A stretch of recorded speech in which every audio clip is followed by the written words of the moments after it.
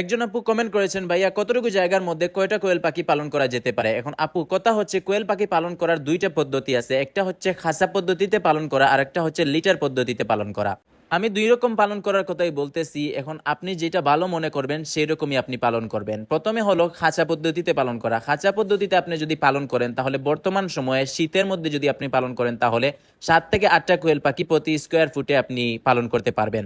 আর গরমের সময় পালন করতে পারবেন 6 থেকে 7টা, একটা বা দুইটা কম পালন করলে ভালো হয়। লিটার পদ্ধতিতে যদি আপনি পালন করেন তাহলে আপনি প্রতি স্কোয়ার ফুটে শীতের সময় পালন করতে পারবেন 5 থেকে 6টা কোয়েল পাখি। আবার গরমের মধ্যে যদি আপনি পালন করেন তাহলে আপনি পালন করতে পারবেন 4 থেকে 5টা প্রতি স্কোয়ার ফিটে লিটারে পালন করতে পারবেন। এখন আপনি প্রশ্ন করতে পারবেন কিভাবে পালন করলে খরচ কম হবে। খাঁচায় যদি আপনি পালন করেন তাহলে প্রথমে আপনার একটু ভালো খরচ হবে, কারণ খাঁচা আপনার ক্রয় করতে হবে।